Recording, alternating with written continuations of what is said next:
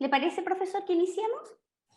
Por favor, directora Bueno, Marlene. en honor al tiempo. Sí. Bueno, perfecto. Antes que nada, buenas tardes a todas, a todos.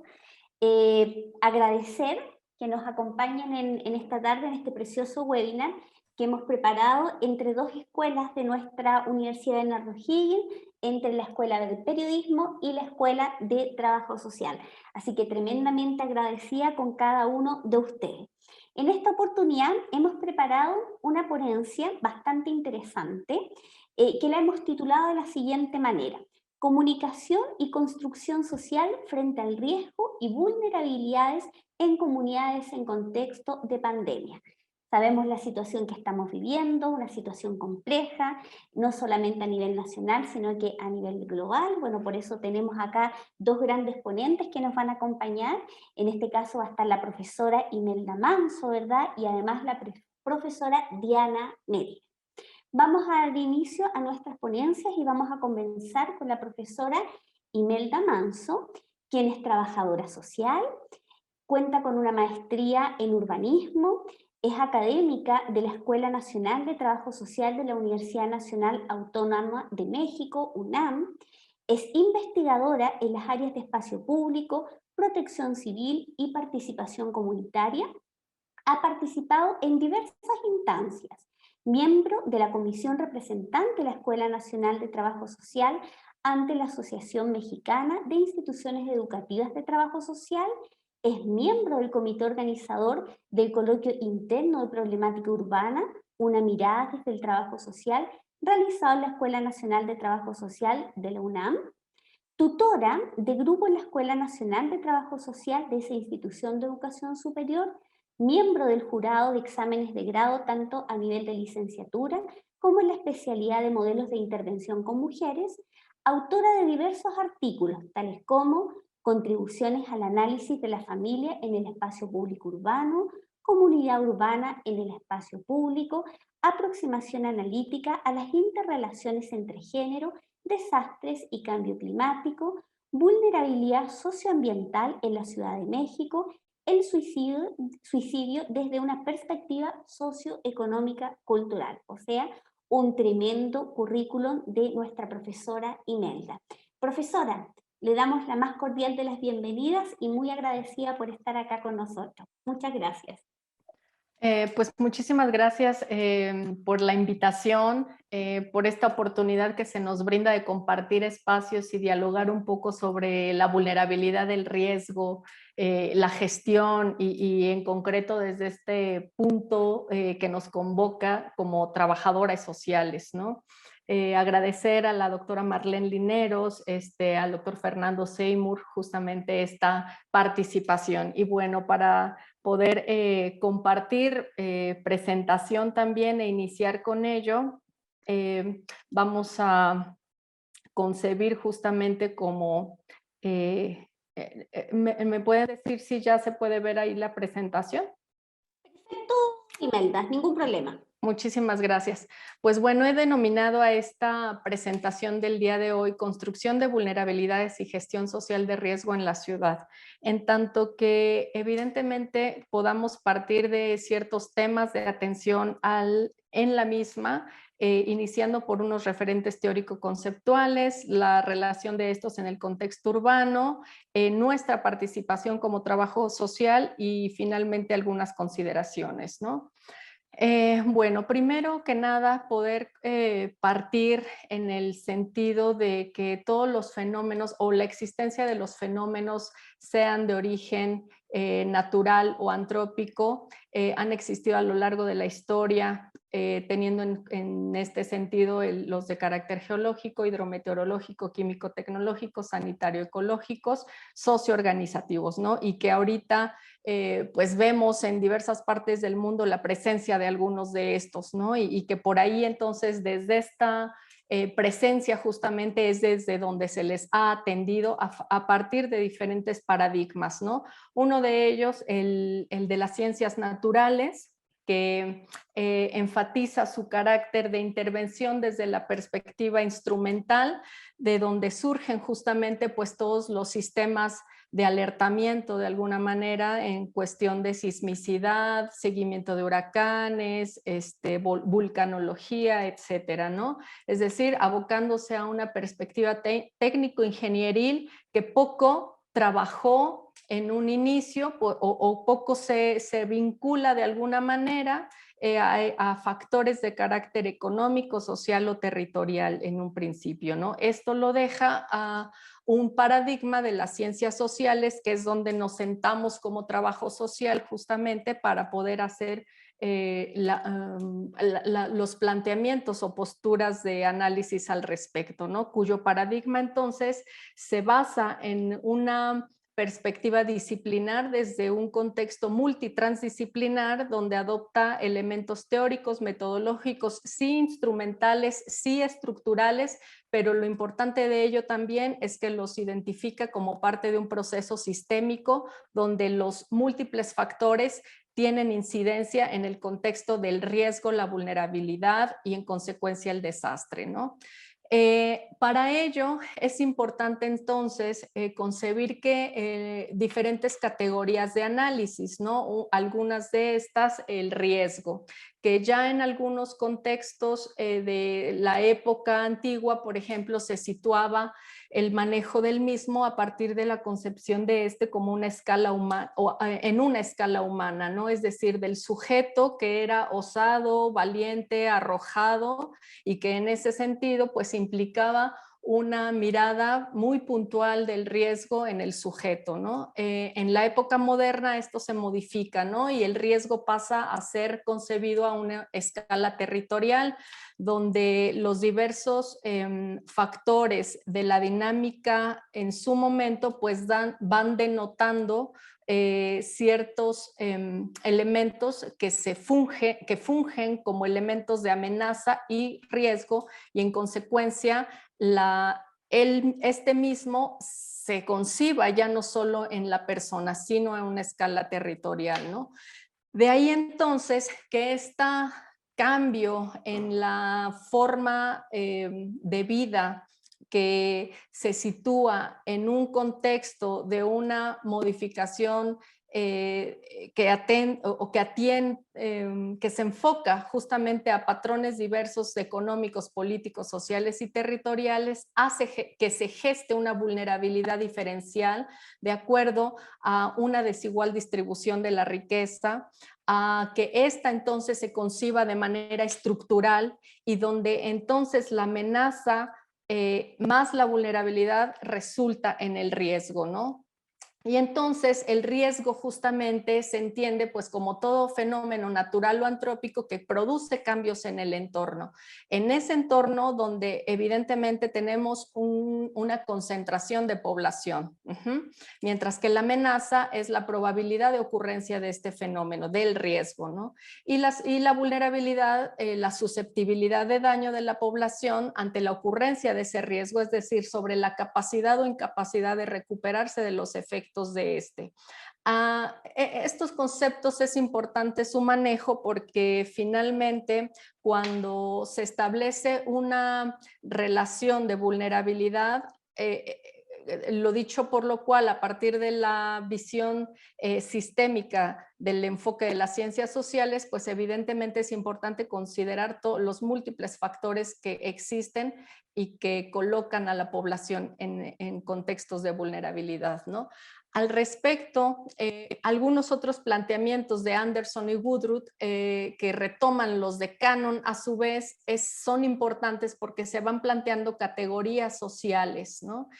Categorías como la edad, el género, la migración también, pero sobre todo porque estos autores plantean una tipología de vulnerabilidad que si bien concibe aspectos físico-materiales o del ambiente, del territorio, lo hace ya enfáticamente también con categorías que tienen que ver con el carácter socioorganizacional y sobre todo motivacional actitudinal, ¿no? Que corresponde entonces al hecho de cómo percibimos los fenómenos y entonces actuamos al respecto, ¿no? En ese sentido, en el contexto urbano, pues la vulnerabilidad se relaciona con todos los componentes de la misma, ¿no? De la ciudad.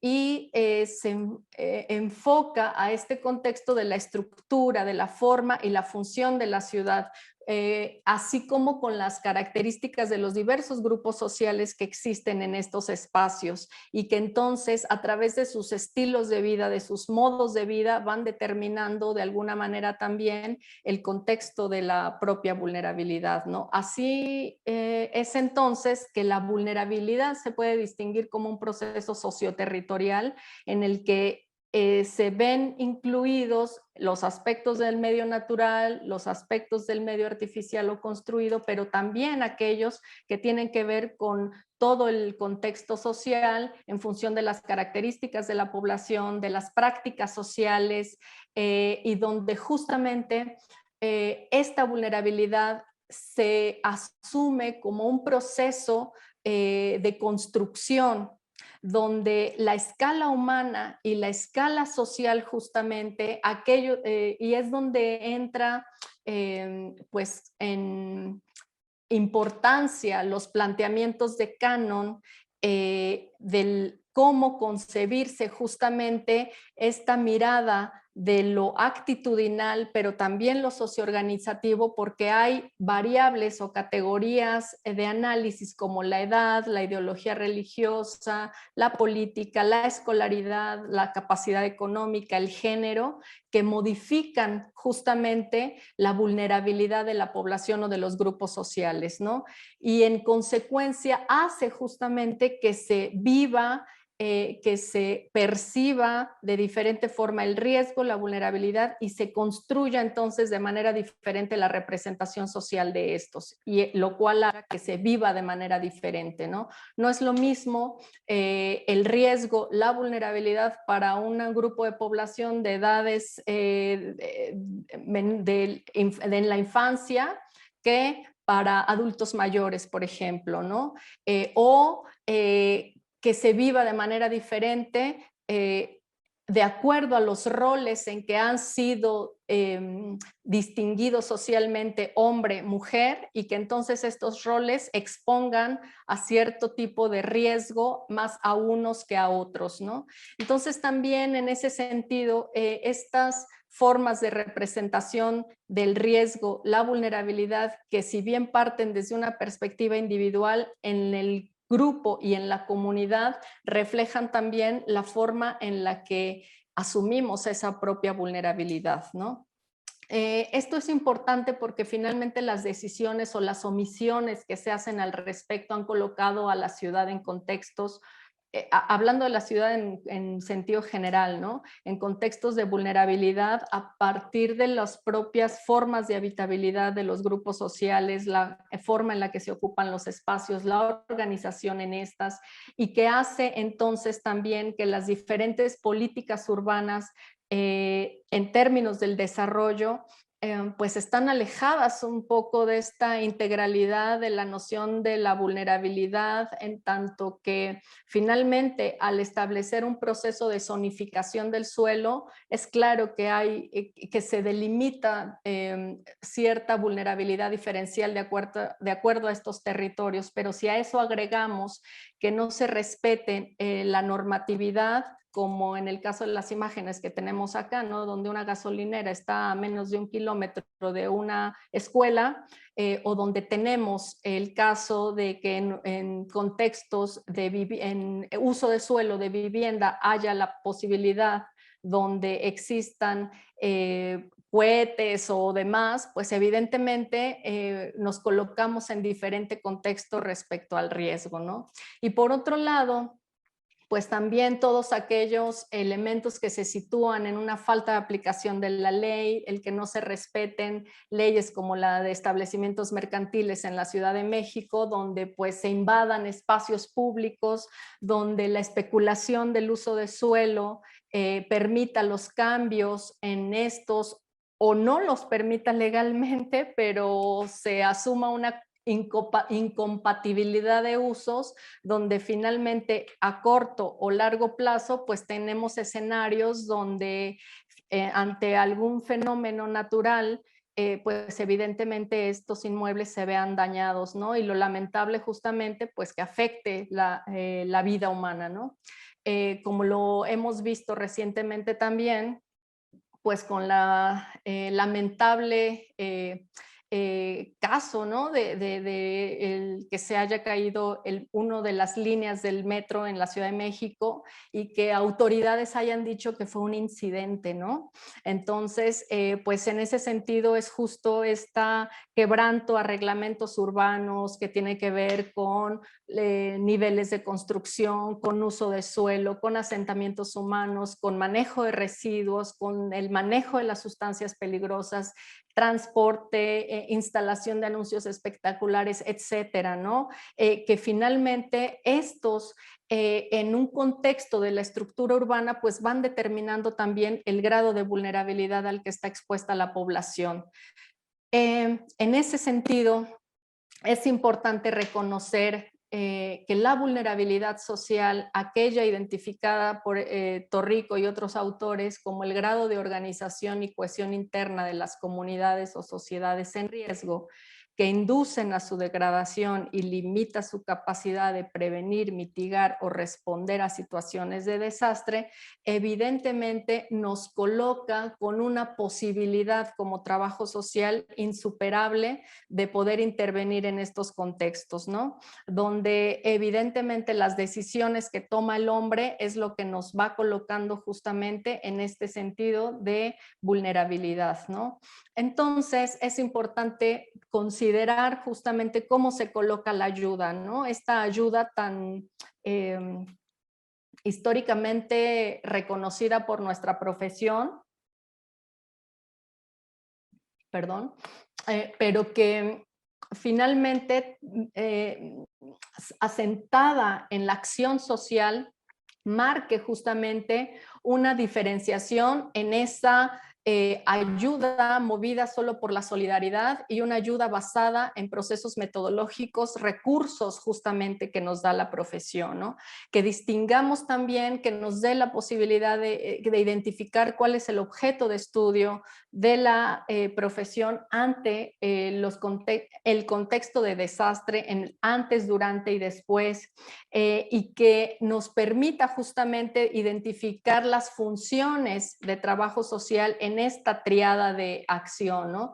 Que pueden colocarse en el sentido de los diagnósticos, de la elaboración de planes y protocolos de actuación, de la elaboración de directorios, de organización de brigadas, de la realización de redes de apoyo, de capacitación, de la gestión de recursos, implementación de manejo de centros de acopio o albergues, la propia sistematización de toda la intervención o de la relación con los diversos grupos que se puedan encontrar en situaciones de amenaza y o vulnerabilidad, ¿no? Lo cual nos deja entonces en el sentido de cuestionarnos, por ahí se comenta que una de las áreas de intervención propias de nuestra profesión en el área emergente se puede colocar justamente la intervención en desastres, ¿no? Lo cual aquí me parece que no sería solamente en un contexto de emergencia, sino justo para poder atender un planteamiento de vulnerabilidad tendría que ser pues desde antes, ¿no? Lo cual nos lleve a una postura de poder trabajar en comunidades el análisis de riesgo, donde las propias comunidades se construyan mapas de riesgo y que sean la misma población, las mismas comunidades quienes detonen procesos de participación al respecto, ¿no? En ese sentido, pues llegar justamente a este contexto de pandemia que nos sitúa en una perspectiva de identificar cuál sería la participación de trabajo social en este marco de ciudad, donde evidentemente es importante la existencia de diagnósticos que nos permitan identificar cuál está siendo la percepción del riesgo de la pandemia en todo caso por la población, cuál es la vulnerabilidad que estamos distinguiendo que existe ante esa percepción del riesgo, porque si no lo distinguimos como tal, entonces esto es lo que modifica nuestro actuar y entonces vemos que pues haya personas que no guarden sana distancia, que no se cumplan con ciertos elementos que ya se están probados, ¿no? En términos de salud, que evidentemente nos protegen, ¿no? Sin embargo, también pensarnos si las ciudades estamos habilitadas para enfrentar estas recomendaciones, ¿no? Porque vemos justamente los espacios públicos, si están señalizados, si no están señalizados, si es posible guardar estas sanas distancias, si en el transporte público es posible cuando vemos que evidentemente pues los espacios se constriñen a ciertos momentos, también incluso de horarios y demás, que evidentemente habría que retomar el estudio en ellos y donde evidentemente también trabajo social tiene mucho que decir desde la perspectiva de la organización de la población, ¿no? Entonces, es en las comunidades donde podemos gestionar la elaboración de estos mapas de riesgos a partir de la consolidación de brigadas, que en ello habríamos que ver qué tanto las brigadas ayudan en el momento, ¿no? Sino en el carácter preventivo. La elaboración de simulacros, pero no solo simulacros en términos masivos, como se hace, por ejemplo, acá en México cada 6 meses, ¿no? Sino de aquellos simulacros pues, que tengan que ver con el tipo de fenómeno y riesgo colocado en las respectivas comunidades, ¿no? De estos planes familiares, estos planes comunitarios o diversas acciones más como mochilas de vida, etcétera, ¿no? Y para ir cerrando mi participación, quiero compartirles algunos de estos planos, mapitas que hemos hecho como parte de una asignatura que imparto que se llama Práctica Regional, donde a partir del análisis de riesgo, en el cual estamos construyendo una metodología de análisis de riesgo, los grupos que hemos tenido la oportunidad de coincidir de hace 3 años para acá, se ha construido esta elaboración de análisis de riesgo a partir del estudio de las comunidades donde podamos distinguir áreas de menor, mediano y bajo riesgo con base no solo a los elementos de la naturaleza, ¿no? Los elementos de los fenómenos naturales, sino de las prácticas sociales en los espacios públicos que hacen de la ciudad espacios en donde podemos distinguir justamente que podamos tener baja vulnerabilidad, ¿no? Y dentro de ello, propuestas de señalética, ¿no? De señalización, donde se gesten un proceso de guías podotáctiles, donde se conciba una señalización inclusiva que por lo menos acá en México no lo hay, ¿no? Y que es importante pues que sea incluyente para todo tipo de personas con diferentes capacidades, ¿no? Entonces, para cerrar en ello, pues dando esta mirada de falta de integralidad en el contexto urbano, pero también de mucha sensibilidad respecto a la intervención social en estos procesos de desastre que nos van situando un contexto de vulnerabilidad que se va construyendo, pues es imperioso consolidar y difundir la perspectiva social del desastre que lo concibe como un proceso multifactorial en el que la toma de decisiones coloca a la población en condiciones de vulnerabilidad. Es importante considerar que el carácter emergente de la profesión no sea vista como la participación exclusiva en el momento del desastre, como ya lo habíamos comentado antes, ¿no? Sino en las diferentes etapas para que se tenga claridad en el quehacer de las funciones de la profesión en cada una de estas y los escenarios que se tengan por intervenir. Y asimismo, es responsabilidad en la formación nuestra al estar en entornos académicos de futuros trabajadores sociales, trabajadoras sociales, el incentivar el estudio del tema a partir de la relación teoría-práctica para generar insumos justamente que contribuyan a clarificar el quehacer de nuestra profesión y esto permita contribuir a la mitigación de la vulnerabilidad en la población. Y pues bueno, agradezco mi participación. Si tuvieran alguna duda o que empecemos a abrir tema, pues por acá estamos. Muchas gracias. Profesora Imelda, muy agradecida con su presentación. Invitamos a los participantes que vayan dejando sus preguntas, sus interrogantes en el chat. Pero gran tema el que usted ha tratado, y muy interesante lo que aborda en el sentido del trabajo social, no desde la intervención en crisis, no desde la intervención en el desastre, sino también desde el área preventiva. Es más, basta que nosotros miremos lo que nos está pasando hoy en día, y usted ya hablaba del distanciamiento social, guardemos las distancias, tenemos que tomar todas las medidas sanitarias, las medidas de seguridad, pero realmente nuestras ciudades están preparadas para eso. Y no solamente los espacios públicos y los espacios urbanos, sino las casas. Las casas, ¿cuántos sabemos que hay casas con un metraje tremendamente reducido, donde hay 5, 6, 7, 8 personas viviendo, donde no están los espacios suficientes para convivir, para asistir al colegio, para los papás trabajar en esta modalidad que estamos en teletrabajo? O sea, son hartos los aspectos a considerar, y que el trabajo social como disciplina tiene mucho que decir, mucho que aportar. Así que tremendamente interesante. Ahí vamos a dejar a la siguiente ponente para que después podamos seguir conversando. Muchas gracias, Imelda. Fernando.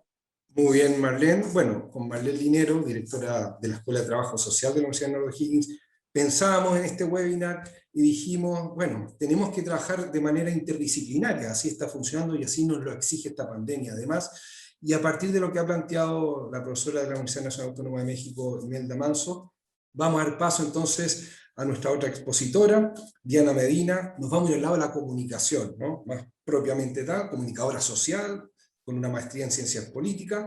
Diana es venezolana, pero está radicada en Panamá, porque ahí es de donde se desempeña. Ustedes van a ver su distintivo, Cruz Roja y Media Luna Roja, especialista en comunicación y participación comunitaria, más de 25 años, Diana Medina, en la experiencia profesional en áreas de comunicación corporativa, responsabilidad social corporativa, producción de radio y televisión, comunicación para el cambio de comportamiento, marketing social, gestión de crisis de reputación y proyectos sociales, además de docencia universitaria, por cierto. Actualmente, su desempeño actual, digamos, gerenta regional de participación comunitaria y rendición de cuentas a la comunidad de la Federación Internacional de Sociedades de la Cruz Roja y de la Media Luna Roja.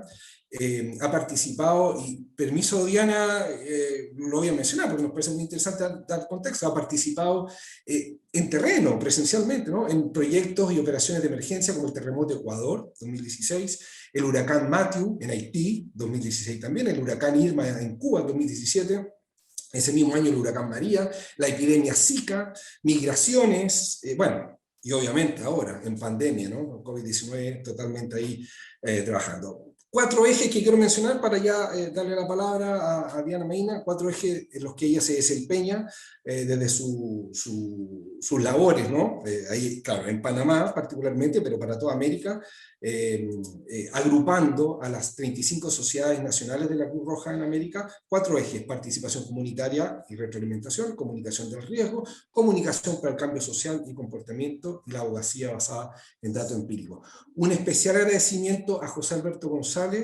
periodista de la Dirección de Comunicación en la Cruz Roja de Chile, que nos permitió estar presente hoy día y nos permitió hacer el nexo con Diana Medina, a quien presentamos y le damos la palabra. Así que muchas gracias también, Diana. Muchísimas gracias, Fernando, Mariel, Lineros y José, por supuesto, por haberme traído hasta este foro. Y Imelda, excelente presentación, muchísimas gracias. Y vamos a ver a lo largo de mi presentación cómo comienzan a haber interrelación entre un campo como el trabajo social y la necesidad de sostenerse con enfoques de comunicación y herramientas de comunicación que potencian el trabajo realizado por trabajo social y hacen que el impacto sea mucho mayor y más extendido en la sociedad. Y yo voy a comenzar también a proyectar mi presentación, y voy a empezar por por el final. Imelda cerró con COVID, yo voy a comenzar con COVID, antes de entrar a reducción de riesgo, porque me parece también muy valioso profundizar en el tema de reducción de riesgo concebido desde la perspectiva teórica y práctica, porque como organismo nosotros somos un organismo que interviene antes, durante y después de una emergencia y miramos el ciclo completo frente a estas condiciones de vulnerabilidades que se convierten luego en riesgos y se materializan en emergencia. En el caso de COVID, a mis colegas de comunicación que están conectados, es una invitación a pensar en cómo nos redimensionamos, ¿no? COVID nos plantea a los que somos comunicadores el reto de hablar con la gente, de interactuar con la gente y de asegurar que efectivamente hay un diálogo y una bidireccionalidad en la comunicación cuando no podemos estar cara a cara. Cuando de frente a nosotros hay una mediatización del medio electrónico, cualquiera que él sea, pero que nos deslinda de ese necesario contacto humano, sobre todo para los que trabajamos en comunicación con comunidades, que es fundamental, porque nos dimensiona la perspectiva social y el contexto cultural y geográfico en el que se desenvuelven las personas. COVID nos plantea un escenario de distancia, un escenario donde la herramienta tecnológica es excelente, nos permite llegar muy lejos, pero también donde dejamos a muchas personas atrás que no tienen acceso a internet, que no tienen acceso a medios y que han quedado aislados de información que salva vidas, de información vital, tanto vinculada con la pandemia como vinculado con la cantidad de otras amenazas que continúan estando allí. Siguen estando los terremotos, siguen estando las lluvias, siguen estando las sequías y los huracanes. En particular, en el caso de la temporada de huracanes, acaba de dar inicio la temporada de huracanes. Ya antes de que se iniciara la temporada de huracanes, había tormentas tropicales en el Caribe, amenazando las islas, los países insulares del Caribe, y lo mismo ocurre del lado del Caribe, pero también del lado del Pacífico, ¿no? Que se combina con otros elementos como la niña, como el niño, etcétera, los países del sur más vinculados a estos fenómenos. Y yo quisiera arrancar para hablar un poquito, haciendo un poquito de historia, ¿no? En el año 2005 se reúnen los grandes líderes mundiales y se firma el Acuerdo de Hyogo, donde se plantean unas metas para 10 años. En el 2015 era el acuerdo, se volverían a sentar y iban a hacer revisión de esto, justamente para enfocarse en cómo reducir el riesgo, cómo contribuir para que las sociedades se fueran preparando y entendieran estos escenarios multirriesgo que ya los estábamos viendo en ese momento y que con COVID, digamos, los estamos viviendo. Ya no los estamos evaluando en pasado, sino que lo estamos viviendo en un constante presente desde el 2020. 168 países formaron parte de este acuerdo y la idea era que en el 2015 se sentarían nuevamente, revisaran, y así ocurrió, y estaba enfocado en 5 acciones centrales. Pero ¿qué encontraron después de 10 años, cuando se sentaron en el 2015 los grandes líderes mundiales? Bueno, encontraron que efectivamente se había hecho un gran esfuerzo y que las muertes habían disminuido. Las muertes ocasionadas por desastres habían disminuido en el mundo entero. También se encontraron que había habido un proceso de sensibilización, sobre todo por parte de los gobiernos, y que estaban tomando mucho más en cuenta este tema, e incluso ya comenzaban a surgir, ya habían iniciativas concretas desde parte de los gobiernos para reducir el riesgo. Se mejoraron los sistemas de alerta temprana, introduciendo tecnología, pero introduciendo la perspectiva humana, lo mencionaba Imelda anteriormente. Antes había sistemas de alerta temprana que no tomaban en consideración los contextos culturales y geográficos, ni a las personas a las que suponía estos sistemas de alerta temprana debían alertar frente a la inminencia de un desastre. Y muchos desastres a los que se teorizó que podrían ocurrir no pasaron, pero también se encontraron algunas cosas que habían quedado fuera, y también lo mencionaba Imelda anteriormente. No había una evaluación real y significativa de lo que significa un desastre en materia de pérdidas socioeconómicas. ¿Qué ocurre allí? No solo cuánto dinero se pierde, sino cuánto de la historia y del contexto cultural que la gente, donde hay gente que se convierte en un desplazado a causa de una emergencia y que tiene que dejar sus territorios ancestrales, por ejemplo, para vivir en otro lugar. También el incremento y el número y la fuerza de los desastres. Les pido disculpas, yo estoy en terreno y pasó un vendedor de calle, les pido disculpas por eso. No se preocupe, profesora. Eso pasa, esta dimensión. Sí. Esta dimensión de la virtualidad es muy divertida también. Sí. Bueno, les decía el incremento del número y la fuerza de los desastres, y aquí muy vinculado con algo que mencionaba Imelda, el tema del cambio climático comienza a ser evidente, y cómo entonces, por ejemplo, en el Caribe, comienzan a haber temporadas de huracanes muy brutales. La que mencionaba yo, justo en la que yo participé, que mencionaba Fernando en mi presentación, el 2017 con Irma y María, 2 huracanes categoría 5, con una semana de diferencia, que devastaron los territorios insulares del Caribe.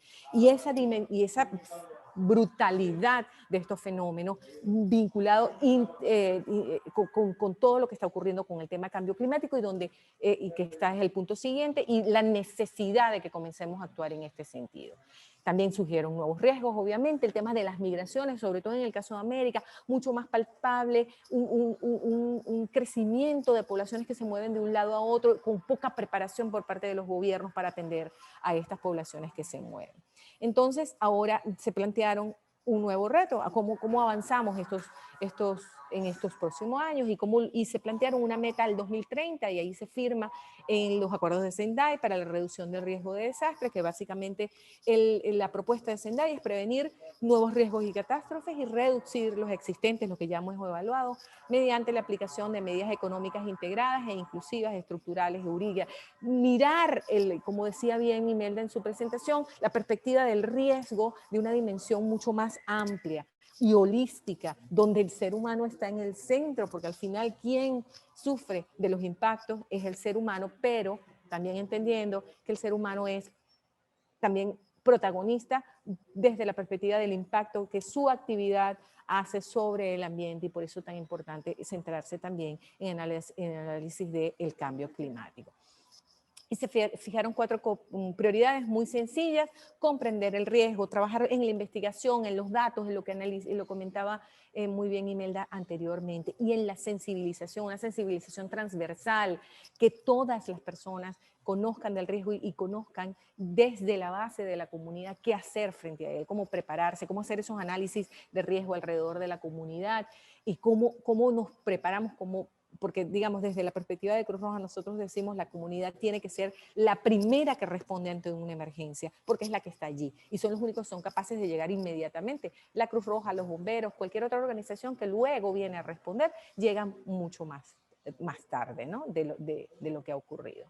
También fortalecer la gobernanza del riesgo de desastres para gestionarlo. Era importante mirar el nivel nacional, el regional y el global, cómo estos 3 niveles se entrelazan, cómo se plantean incluso visiones desde el marco legal para movimiento de personal, por ejemplo, a la respuesta de emergencia, o movimiento incluso de medicinas. Lo vimos con COVID, desde la perspectiva de la Cruz Roja nos enfrentamos cuando empezó la pandemia, por ejemplo, en el caso de América, con limitaciones legales para mover equipos de protección personal, para mover medicamentos, para mover personal que pudiera ayudar a países que estaban sufriendo con mayor impacto la pandemia. Y toda esta perspectiva hay que continuar trabajando con ella, porque evidentemente el marco legal también fija mucho de cómo puedes responder y cómo puedes prepararte ante una situación como esta. También la coordinación entre sectores, y esto que estamos haciendo el día de hoy es bien interesante. No solo sectores de la sociedad, sino también la multidisciplinaridad de las personas que abordan el riesgo desde una perspectiva de preparación, de entendimiento y de respuesta, ¿no? Y una cosa muy importante, el empoderamiento, acción a nivel local. También obviamente hay que invertir en la reducción de riesgo de desastre para construir resiliencia. Y la construcción de la resiliencia parte por un cambio de comportamiento del individuo, y ahí la comunicación para el cambio de comportamiento juega un papel fundamental, con herramientas de comunicación que permiten que el individuo entienda su entorno, analiza cuáles son sus capacidades para poder transformarlo, y si no las tiene, también tiene la capacidad de interactuar con otros que les pueden ayudar y que pueden servir de habilitadores para hacer ese cambio que se quiere. Y hablar de vivienda, hablar de cultura, hablar de cambio climático, obviamente, de agua, de agricultura, etcétera, ¿no? No mirarlo desde una sola dimensión. Y por último, aumentar la preparación para casos de desastres a fin de dar una respuesta eficaz. Hay que reconstruir mejor. Una de las cosas que nos planteamos mucho desde el movimiento internacional de la Cruz Roja y la Media Luna Roja es cómo esa recuperación de esas comunidades es mejor que lo que tenían anteriormente, no volver a las mismas dimensiones que tenían antes, a la misma inconstancia en el cumplimiento, por ejemplo, de la normativa de construcción, o mejorar en el sentido de alejarse, por ejemplo, de los cauces de río y ese tipo de cosas. Pero cómo eso se construye, se hace una construcción desde la comunidad, desde lo local, hacia lo más regional dentro del país, y además cómo las autoridades también participan de esto. Y también continuar trabajando en los sistemas de alerta temprana que salvan muchas vidas y donde la comunicación juega un rol fundamental. Ahorita lo vamos a ver. Entrenar, capacitar a la gente, trabajar en temas de edificaciones más seguras, guías prácticas y modelos. Una cosa también que dice el marco de SINDAE, todos estamos involucrados. La responsabilidad de la reducción del riesgo no es una responsabilidad solo de los gobiernos, obviamente tienen una responsabilidad muy importante que cumplir, pero nosotros como sociedad tenemos que jugar un papel allí, porque somos los que vamos a sufrir el mayor impacto eventualmente. Y entender que además la inclusión va a ser fundamental. Niños, niñas, adolescentes, adultos mayores, personas con discapacidad, las dimensiones de las poblaciones LGTBIQ+, que le dan una dimensión distinta, migración, etc. Los migrantes, cómo se involucran, y lo hemos visto con COVID, cómo los migrantes en una primera oleada del año pasado quedaron como fuera del sistema, no estaban recibiendo atención, no recibían información que podía salvar sus vidas, precisamente por nos agarró a todos de sorpresa también, pero por una poca preparación de los sistemas de respuesta en ese sentido. Pero también, la academia, los grupos sociales, el sector privado y los medios de comunicación. Mis colegas de comunicación que están aquí, que quieren dedicarse a los medios, juegan un papel relevante, porque los medios, si lo recuerdan, tienen un rol de educación importante que debemos promover desde los profesionales que trabajan en los medios, promover que eso ocurra así. Y sobre todo en el tema de reducción de riesgo va a ser fundamental, y el COVID nos lo ha demostrado. Cómo desde los medios se han hecho grandes campañas para entender cuál es la dimensión del riesgo de una pandemia como esta, qué debe hacer una persona para protegerse a sí mismo, proteger su familia y proteger a su comunidad. Y hay algunas herramientas, aquí yo traigo algunas de las que nosotros manejamos internamente en el movimiento. Y por ejemplo, nosotros tenemos este manual de sistemas comunitarios de alerta temprana. Y fíjense que tiene 4 componentes: un componente de conocimiento, entender cuál es la probabilidad de que el riesgo ocurra y qué riesgos están alrededor mío; monitorear, cómo tengo sistemas que me permiten evaluar qué está ocurriendo y si digamos, están aumentando las posibilidades de que algún incidente ocurra; a trabajar en la capacidad de respuesta; y por último, la comunicación que empaqueta no solo. Muchas veces las personas dicen, pero ¿qué significa la comunicación dentro de un sistema de alerta temprana? Bueno, que haya una alarma que suene, o haya un mensaje de texto que le llega a las personas, etc.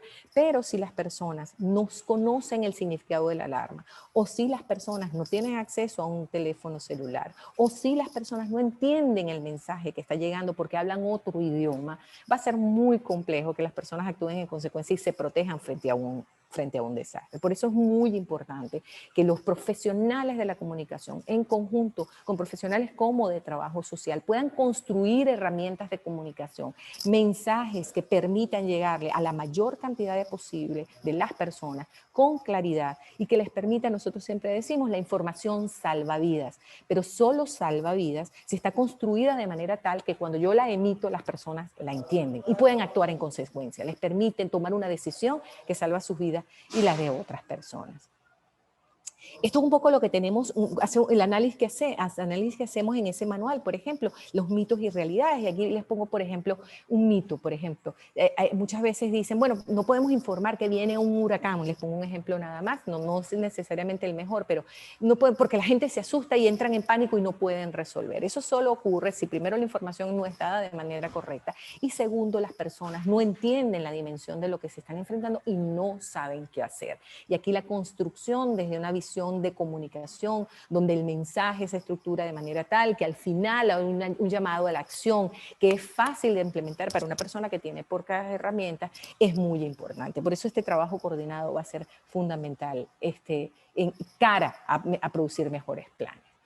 Nosotros también internamente tenemos esta guía que se llama una guía de sensibilización y educación pública para la reducción del riesgo de desastre, y tenemos un conjunto de mensajes claves que están armonizados con algunas comunidades con las que hemos trabajado. Obviamente estos son mensajes que se transforman, que van creciendo, que van migrando en el tiempo también porque las cosas cambian en las comunidades, y por eso es muy importante trabajar con las comunidades y evaluar si los mensajes continúan funcionando. ¿Pero qué nos ha dado esta herramienta? Bueno, que las sociedades nacionales de la Cruz Roja y la Media Luna Roja a nivel mundial, somos 192 sociedades nacionales a nivel mundial, tengan una herramienta con la que pueden trabajar con las comunidades, y a la hora de producir materiales de comunicación o a la hora de producir mensajes o emitir o actividades, hay una base de mensajes que les permite trabajar muy rápidamente, y sobre todo cuando hay que atender una emergencia, como no hay mucho tiempo, poder actuar rápidamente y mandar los mensajes que requieren las comunidades para salvar sus vidas. Y los mensajes están estructurados bajo 3 esferas lógicas que ya Imelda mencionaba: identificación del riesgo y realizar actividades de planificación para reducirlo. Entonces, ¿cómo con comunicación podemos atender esa identificación? ¿Qué necesitamos hacer? ¿Qué herramientas de comunicación se pueden crear? El segunda esfera lógica es tomar medidas de mitigación. ¿Cómo ayudamos a las comunidades a mitigar ese riesgo y hacer más seguros los ambientes donde ellos viven? Cómo la comunicación y las herramientas de comunicación nos ayudan allí. Y por último, cómo desarrollar la capacidad de respuesta por medio del aprendizaje de habilidades y almacenamiento de provisiones, por ejemplo, ¿no? Pero ahí también cómo nos preparamos, más allá de tener la mochila de las 48 horas, de las 72 horas, a veces no nos ponemos de acuerdo ni siquiera en cuántas horas debe estar metida en esa mochila. Más allá de ese mensaje y de que la gente sepa que lo tiene que hacer, ¿qué otras cosas y qué otros habilitadores desde el punto de vista de comunicación tenemos que dar?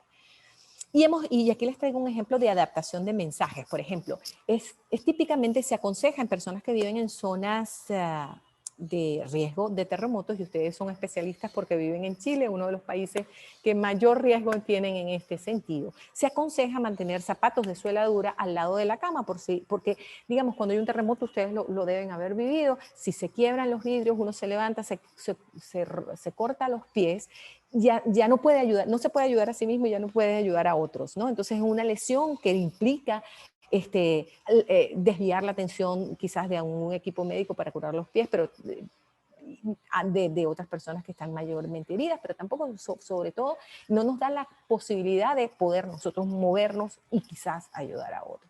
Esto digamos, sería un consejo. Es un consejo válido y es un consejo que le daríamos al mundo entero, ¿no?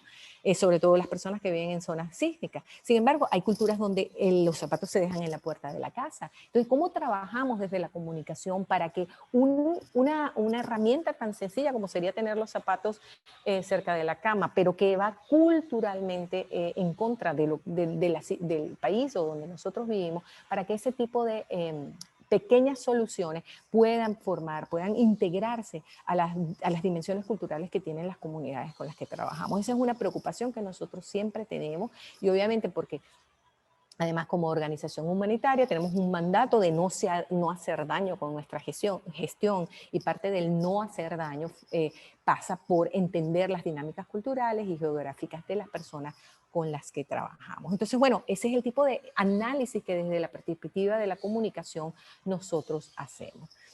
Hace algunos años, justamente con sociedades nacionales de la Cruz Roja en Sudamérica, hicimos un análisis de las estrategias de comunicación que habíamos implementado para la reducción de riesgo, cómo había sido su impacto y qué habíamos logrado, para entender un poco cómo lo estábamos haciendo. Eso es muy importante también, el evaluar el impacto que tienen nuestras acciones, si efectivamente se producen los cambios de comportamiento a los que estamos apuntando, y si efectivamente los mensajes están llegando, ¿no? Muchas veces se nos olvida y creamos unas campañas hermosas, no hacemos un test con las comunidades a las que queremos llegar, la campaña es hermosa, pero la gente no la entiende, ¿no? Eso también es bien importante tomar en consideración. Y básicamente el objeto fue entender estos procesos de comunicación. Esta documentación es pública, así que se la podemos hacer llegar si ustedes estuvieran interesados. Y una de las cosas que hicimos fue analizar los criterios y los organizamos en 4 ejes. Un mensaje, y nos dimos cuenta de que habían ocurrido estas cosas. Por un lado, habían mensajes que no se habían asimilado. Eran mensajes muy buenos, pero que la gente nunca entendió, por lo tanto, nunca los pudo interiorizar. Luego, la percepción del riesgo y las decisiones, lo decía Imelda, la percepción del riesgo es individual. Y luego se hace colectiva cuando vivimos en comunidades, pero sin embargo, cada individuo, incluso tienes diferenciaciones por género. Las mujeres, por ejemplo, los estudios han mostrado, tienen una percepción del riesgo quizás mucho más elevada de lo que pueden tener los hombres, precisamente porque las mujeres, con este rol de la maternidad, estamos mucho más conscientes de la necesidad de proteger a la familia en ese sentido. Y esa percepción del riesgo limita la toma de decisiones, limita la velocidad con la que se toman las decisiones. Les comento una anécdota cortita porque creo que ya me estoy yendo de mi tiempo, pero por ejemplo, después del huracán Irma y María en el Caribe en el 2017, la agencia regional de reducción de riesgo de desastre y de respuesta a desastre del Caribe hizo un estudio en las islas que fueron afectadas de por qué no funcionaron los sistemas de alerta temprana. Y una de las cosas que descubrieron es que cuando se emitieron las primeras alertas frente al huracán, las primeras alertas se emitieron por ahí como a las 12 del mediodía. Son islas donde la estructura de la familia es típicamente el hombre trabaja afuera, la mujer trabaja en la casa y se carga de la alimentación, etc. A las 12 del mediodía las mujeres estaban o buscando a los niños de la escuela o preparando el almuerzo. Por lo tanto, no escucharon la primera alerta temprana y por lo tanto no tenían la información que necesitaban para tomar una decisión. La segunda alerta temprana se hizo a las 2 de la tarde. Y a esa hora, aunque las mujeres sí escucharon la alerta, los hombres estaban en el trabajo, no pueden escuchar radio en el trabajo, las alertas se hicieron a través de radio, sí lo escucharon, como las mujeres no son las que toman la decisión en la casa, no supieron qué hacer. Al final de la historia, para hacerles un cuento muy corto, la decisión de evacuar las casas fue tomada muy tarde, lo que implicó que algunas familias no lo lograron, poniéndose en mucho riesgo frente a la magnitud de los huracanes que se les estaban presentando. Ahí es muy importante además hacer esos análisis, ¿no? Para ver cómo mejoramos nuestras estrategias de comunicación a futuro, ¿no? Otra cosa que vimos allí es que muchas veces estas estrategias, estas campañas de comunicación no respetan los acervos tradicionales y conocimientos, y los conocimientos que están allí en la comunidad que no se aprovechan. Muchas veces tenemos cosas en la comunidad que efectivamente podrían ayudar a salvar vidas, pero vienen los especialistas, vienen los expertos y no lo toman en consideración, plantean otras cosas a las que la comunidad o no las asimila o las rechaza porque no forman parte de su tradición. Y por último, una de las cosas que vimos es que las estrategias de comunicación tenían que ser probadas, testeadas en terreno y que había que involucrar a los medios de comunicación masivas.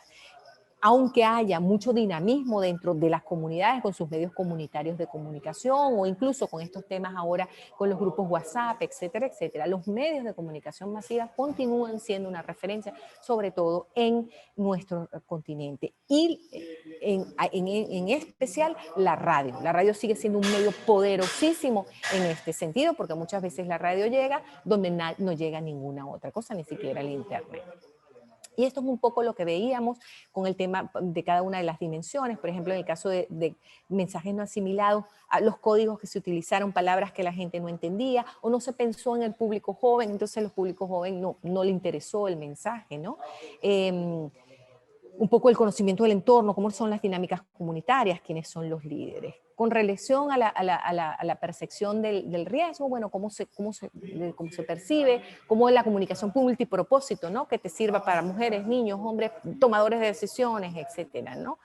Muy importante, vimos una cosa muy interesante, la competencia y sellos institucionales, organizaciones que tenían digamos, como responsabilidad el actuar rápidamente frente a una emergencia o mandar los mensajes, pero que no compartían información con otras organizaciones. Bueno, las capacidades socioambientales, ya lo conversábamos un poco, y esta sigla aquí, perdón que se me fue esta sigla, la iba a quitar y se me olvida al final, lo que son los análisis ABC, y son los análisis, nosotros los llamamos de amenazas, vulnerabilidades y amenazas y vulnerabilidades comunitarias. Y tenemos una metodología que se trabaja con las comunidades para hacer precisamente las cosas que mencionaba Imelda, ¿no? Cómo hacemos estos mapas de riesgo de las comunidades, dónde se ubican las áreas de evacuación, los caminos, dónde es el punto de encuentro y ese tipo de cosas, ¿no? Y las estrategias, como les comentaba, las estrategias con medios de comunicación, cómo hacemos más eficiente, perdón con el martilleo, más eficiente, cómo adaptamos los lenguajes y cómo nos adaptamos a las necesidades y urgencias comunicacionales que tienen las comunidades.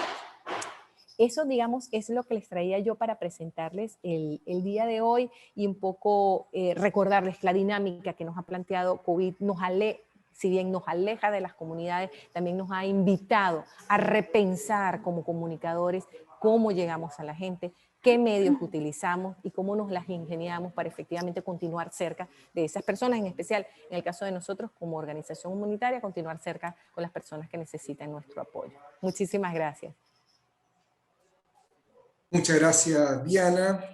Diana Medina, representando a la Cruz Roja y Media Luna Roja, particularmente el contexto americano, ¿no? Donde ya se desempeñan. Marlene, tenemos un par de preguntas. ¿Te parece si vamos fusionando algunas? Porque Sí, perfecto. para optimizar los tiempos y dirigidas a Diana y a Imelda para que cada una pueda aportar algo. Fíjense que nos plantea Felipe Gajardo lo siguiente. Comentario y dos preguntas, porque voy a fusionar con Violeta Chan también. Dice Felipe que creo que es vital la gestión de informar a la población y el método más eficaz, a mi parecer, es por la televisión y redes sociales, pero con datos concretos y estudios. Su pregunta sería, desde un punto de vista analítico crítico, ¿cuál creen ustedes que son las falencias que tienen los gobiernos y en qué puntos deberían focalizar las políticas sociales? Y lo fusiono con otra pregunta, es ¿qué grado de importancia le otorga a educar a los políticos en este tema? Imelda, por favor, y luego Diana. Híjole, pues muchas gracias por los cuestionamientos, pero tal vez estas preguntas tendríamos que hacérselo a los políticos, ¿no? Justamente, ¿qué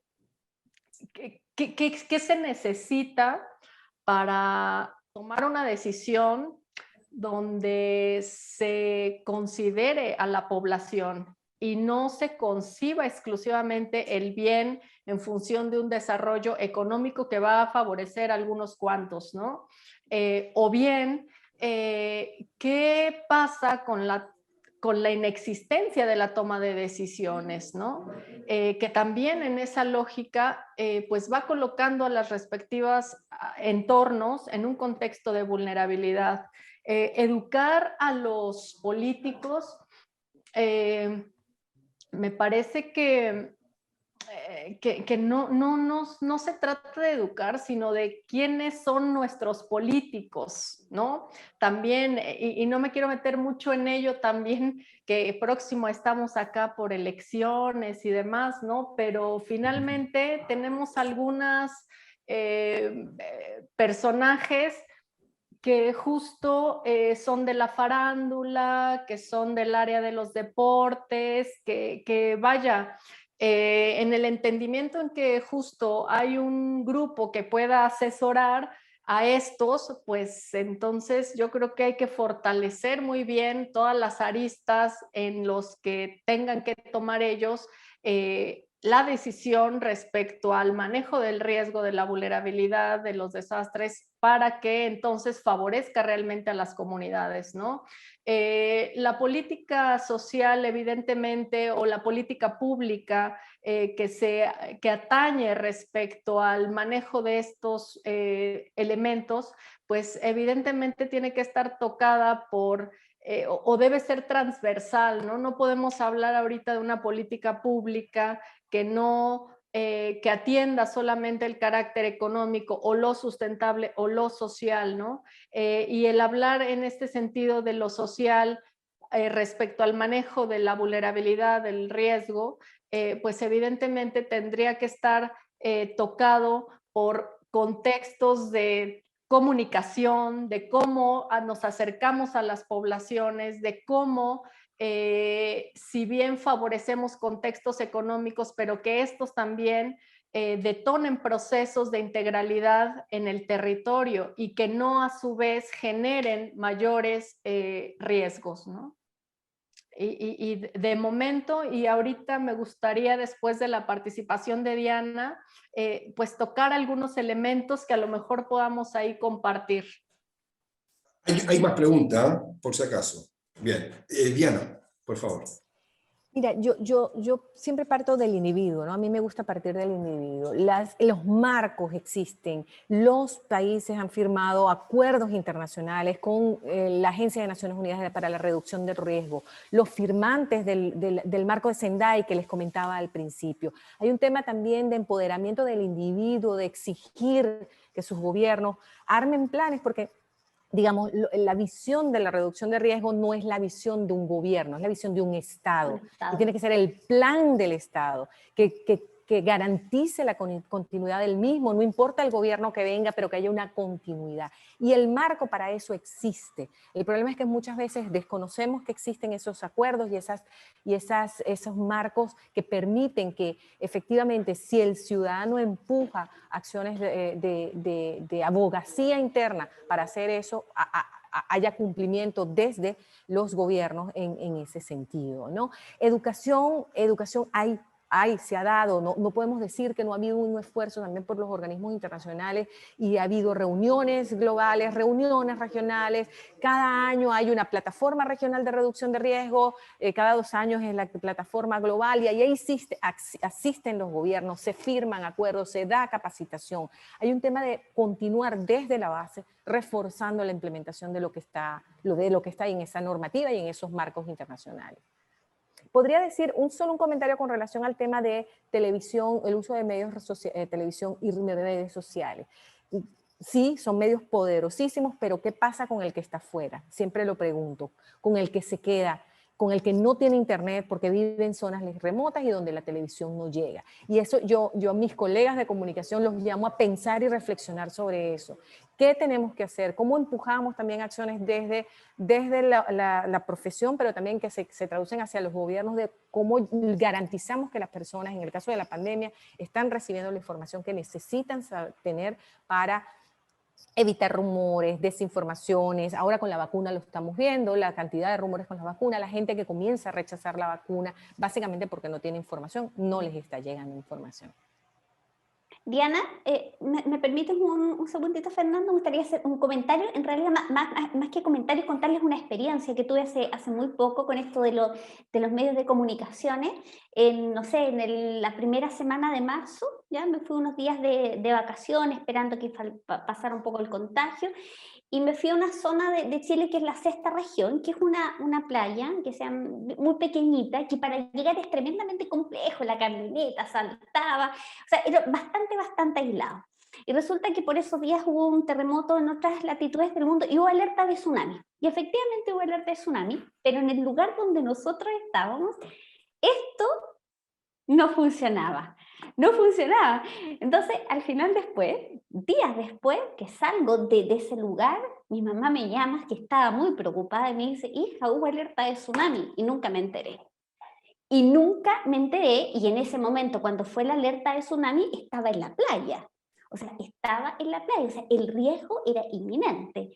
Y dada esta situación que no hubo una comunicación adecuada, y además, sin pensar que en Chile, gran parte de las construcciones están en zonas inundables, que es una situación insólita. Y ahí viene el tema de la planificación. O sea, si nosotros vamos a los diferentes lugares, es más, vamos a la zona del último terremoto que tuvimos en el 2010, en Concepción, toda esta zona de Iloca, o sea, volvieron a construir en los mismos lugares donde arrasó el tsunami y murieron muchísimas personas. Bueno, ahí todos saben los temas de comunicación que hubo en de evacuamos o no evacuamos. Pero efectivamente en la planificación urbana y el cómo lo comunicamos es esencial. Y yo se los comento esta experiencia. O sea, imagínense si hubiese habido un tsunami, no estaría aquí. Si hubiese habido un tsunami, porque no recibía el mensaje, porque efectivamente estaba en un lugar donde no había internet, no había señal de internet. Era solo para contarles un poco ahí una experiencia relativa al tema. Gracias, Diana. Bueno, a propósito de lo que plantea Marlene, otra pareja de preguntas, porque es interesante también de ir haciendo esta dualidad. Y luego Imelda, porque Imelda dejó algo pendiente. Sí, dejó algo pendiente Imelda. Fíjense lo que plantea Melissa Bermúdez. Dice, ¿qué pasa con aquellas personas que hacen caso omiso a esos sistemas de alerta? Ya sea por apego material u otros factores que afectan el orden y la seguridad de ellos mismos. Y Paula Padilla complementa, ¿cómo instruir a los políticos en los estudios de mensajes claves reducción de riesgo con mención al aumento de la pobreza a causa de COVID. Y complemento lo que planteaba Marlene. Hace un par de meses atrás, una alerta a celulares aquí en Chile de la ONEMI, la Oficina Nacional de Emergencia del Ministerio del Interior, en que le llegó un mensaje a prácticamente a todo Chile, sin importar si estaba o no en costas. Ciudades como Santiago, que no tienen salida al mar, llegó el mensaje de que decían, evacúen, urgente. ¿Evacuar a dónde? Si no hay mar, ¿no? Entonces también ahí había un juego bastante complejo, ¿no? Imelda, y luego Diana, a estas preguntas que hablábamos, que planteamos, ¿no? Ya sea de los sistemas de alerta, el apego a lo material, y también a cómo instruir en mensajes efectivos, ¿no?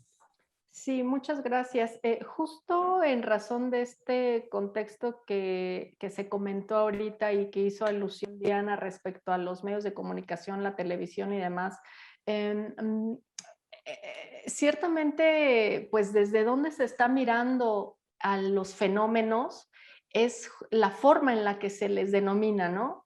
Y yo tengo por ahí algunas complicaciones con la televisión, ¿no? Justamente como medio de comunicación, porque a los desastres, por lo menos acá, le dicen el desastre natural tal, ¿no? Y entonces es el mote del desastre natural. Y entonces el hablarle así también justamente es lo que yo comentaba, vamos quitando esa responsabilidad como sujetos sociales ante la toma de decisiones de dónde me coloco yo ante el riesgo o la amenaza, ¿no? O cómo yo voy construyendo con mi toma de decisiones en mi proceso de vida un contexto de vulnerabilidad, ¿no? Y lo dejo a la decisión de que pues si ya es natural, pues ya qué puedo hacer, ¿no? Entonces, ante ese ante ese contexto de percepción del fenómeno y que el medio de comunicación acentúa, pues entonces lejos estamos de ayudar justamente a la población que se empodere para la toma de decisiones reales ante algún fenómeno, ¿no? Y es importante acá el reconocimiento en ese sentido de los recursos comunitarios que tuviésemos para que justamente enfrentemos estos fenómenos, ¿no? Esta tan llamada resiliencia o que nos coloque en un contexto de resiliencia, como bien decía Diana, para que esta vulnerabilidad no afecte justamente a la población, ¿no? ¿Qué pasa entonces? Por eso hace un rato les decía yo que el contexto del planteamiento de las brigadas, desde mi muy particular punto de vista, me parece que funcionan en el carácter de la prevención, algunas de estas, ¿no? Pero en el carácter del momento del desastre, del fenómeno, pues evidentemente, como bien se decía y como todos sabemos, los primeros respondientes son los que estamos ahí, ¿no? Y entonces, ¿quiénes debemos saber qué recursos debemos tener? ¿Con quién podemos contar en términos de recurso, de que si alguien es enfermera, etcétera, ¿no? O sea, ¿quién está en mi comunidad que en ese momento pueda ayudarme? Porque si yo construyo una brigada, pero quien conforma esa brigada en el momento del fenómeno no está en la comunidad, no me ayuda eso, ¿no? Y entonces, en ese sentido, el empoderamiento justo de las comunidades, de los recursos, de que tengan de la comunicación asertiva que tengan estas comunidades, que construyamos con la población, pues sea justamente lo que nos facilite una mejor gestión social del riesgo, ¿no? Y que en ese sentido, esta comunicación llegue de mejor forma a todas las personas, ¿no? Gracias. Diana, por favor. Sí, efectivamente, muy de acuerdo con lo que dice Imelda. Creo que el planteamiento iba por la línea de cómo hacemos para que los medios, yo lo que hago, me gusta siempre hacerlo un llamado a mis colegas. La comunicación, más allá de pararnos frente a un micrófono o de una cámara, ¿no? Ese rol, esa responsabilidad que tiene un comunicador social cuando tiene una herramienta tan poderosa como el medio de comunicación. Es importante que nosotros como profesionales si nos gusta este tema, obviamente, entendamos qué significa la reducción de riesgo, cuál es nuestro rol y qué cosas podemos hacer desde la perspectiva de trabajar, por ejemplo, en un medio de comunicación para que efectivamente el medio de comunicación no se convierta en una herramienta no para educar y para ayudar, sino para desinformar, ¿no? Que lo hemos visto con COVID, la no verificación de información, el difundir rumores, etcétera, no puede ser una práctica de un medio de comunicación que tiene un impacto tan importante como puede ser la televisión, lo mencionaba Imelda, ¿no? Eso, pero ese es nuestro rol como comunicadores. Yo creo que es intrínseco de quien se forma como comunicador, el analizar la información, evaluar si es verdad, mentira, contrastar fuentes, etcétera. Esa es la visión del periodismo clásico que todavía funciona, y cuando lo miras en una esfera mucho más amplia de comunicación y del impacto social que tiene el comunicador, es allí donde necesitamos mayor formación, conocimiento de estos temas de reducción de riesgo, pero por ejemplo, mayor formación en el análisis de data. Muchas veces salen reportajes, comentarios, hablando de unos números que no sabemos explicar y que lo que hacen es confundir a la población. La data es valiosísima cuando se utiliza muy bien, pero puede ser peligrosísima si es puesta tirada simplemente sin un contexto, sin entender el impacto o la dimensión que tiene un número al que nos estamos refiriendo. Lo hemos visto, COVID nos ha enseñado muchísimo en ese sentido, de cómo hablar, por ejemplo, de la cantidad de fallecidos, pero cómo hablar de la enfermedad, lo que significa esos índices de los que hablan los especialistas, el rol de traducir esos índices de los que hablan los médicos, de contagio, de etcétera. El rol es nuestro, lo de los comunicadores que estamos enfrente y que tenemos la responsabilidad de hablar con aquellas personas que están en condiciones de vulnerabilidad y que esperan de nosotros soporte en ese sentido. Muy bien, muy bien.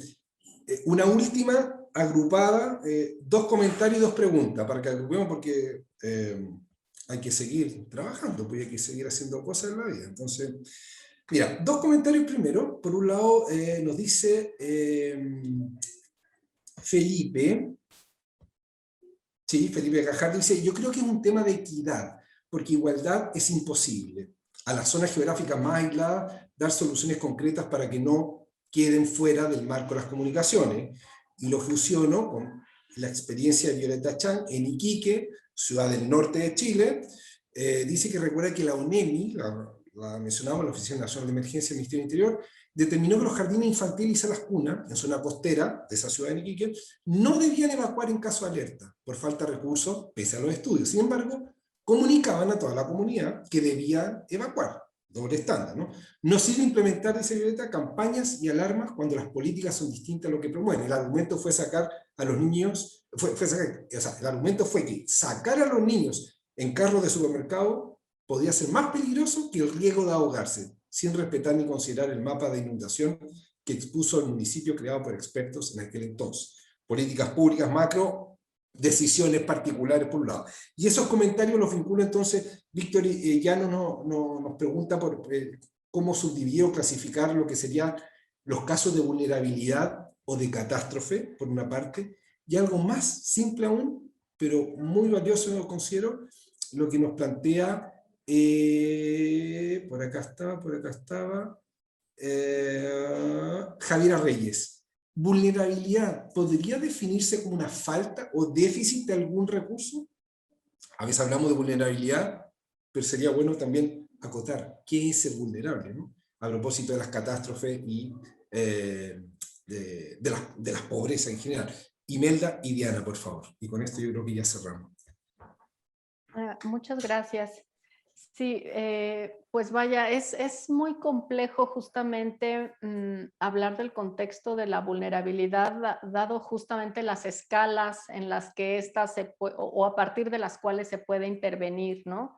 Y que justo la perspectiva o el enfoque de las ciencias sociales nos da la posibilidad del estudio en estas diversas dimensiones, porque indudablemente lo sabemos todos los aquí presentes, que trabajar con población es de lo más complejo que puede pasar, ¿no? El transmitirle a esa población, el que a través de un mensaje justamente se logre modificar una acción, pues no es de la noche a la mañana, ¿no? Y que en ese sentido, contexto de las decisiones que se colocan en lo global, ¿no? O a nivel nacional o a nivel local, necesariamente tendrían que estar vinculadas. Por eso hablaba yo de que si bien existe toda una normatividad o existe el marco que regula contextos de riesgo o que pone una planificación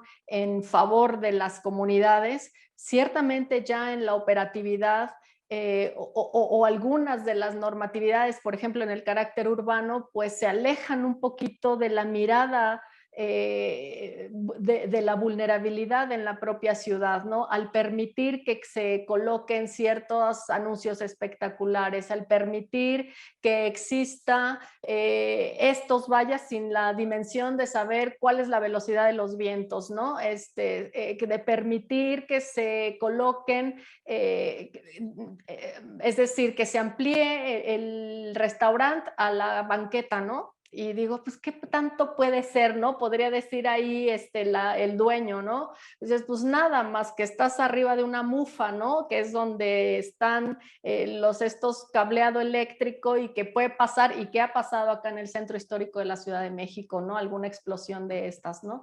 Entonces, ese tantito y ese jugar con el qué tanto es tantito, ¿no?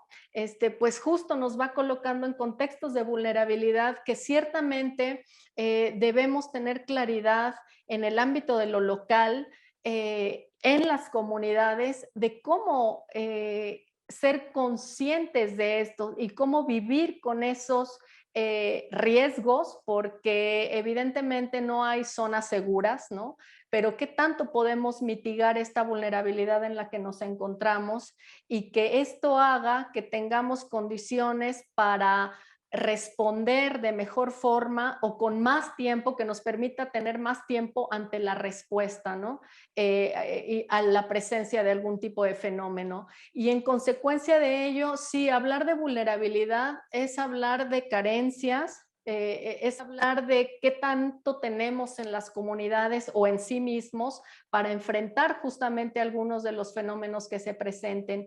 Y es por ende que pues desde trabajo social, desde esta visión multitransdisciplinaria, es importante que estemos conectados con las otras profesiones para saber qué están haciendo, cómo podemos trabajar en conjunto, cómo es que la comunicación social pueda ser asertiva en las comunidades, cómo lo que queremos que se haga un mapa de riesgos, que se establezca una nueva normatividad de carácter incluyente, pueda llegar de mejor forma, cómo hacer que desde la academia nos escuchen las autoridades, ¿no? Y que no se reconozca decir, ay, la maestra o el maestro está muy bien, nosotros seguimos haciendo esto, ¿no? Y las comunidades finalmente seguimos padeciendo o vivenciando pues los fenómenos o las negligencias de una autoridad que no tomó en cuenta uso de suelo, que no tomó en cuenta elementos constructivos y que entonces se haya caído un vagón, un metro, ¿no? O sea, todo el sistema se haya colapsado y entonces no podemos decir que haya sido algo casual, ¿no?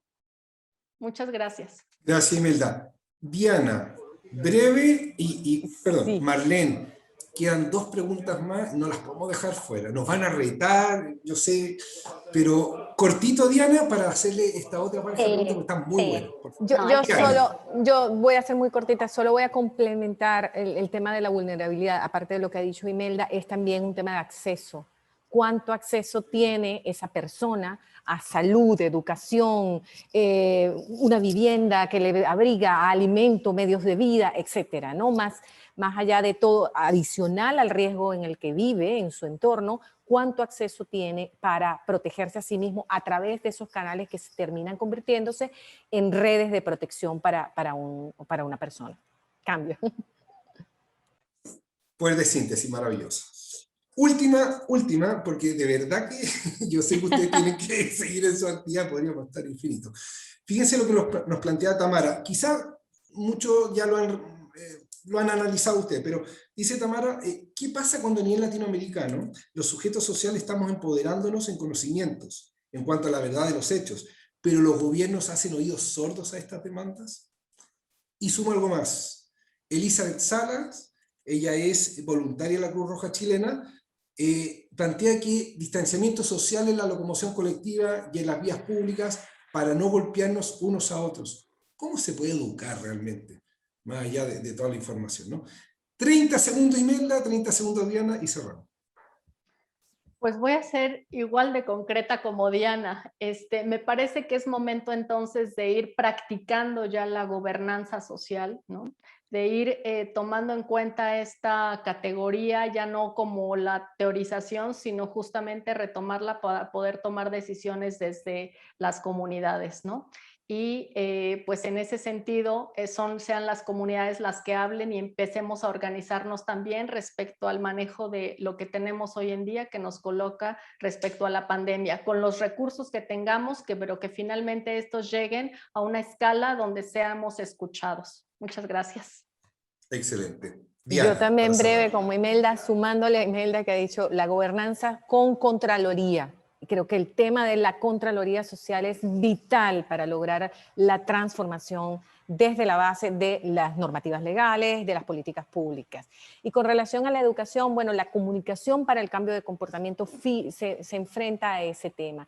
Educar significa sensibilizar a las personas frente a su riesgo, pero también entender los obstáculos que tienen esas personas por los cuales se siguen enfrentando al riesgo. Por ejemplo, yo me sigo montando en el bus, aunque el bus esté repleto de personas porque no tengo ningún otro medio de transporte y tengo que llegar a trabajar porque tengo que alimentar a mi familia. Se convierte en un obstáculo el poder protegerme porque no tengo opción. Entonces ahí es donde las políticas públicas tienen que actuar para resolver la problemática que tienen las personas que no les permite adoptar comportamientos seguros frente a una pandemia como en este caso.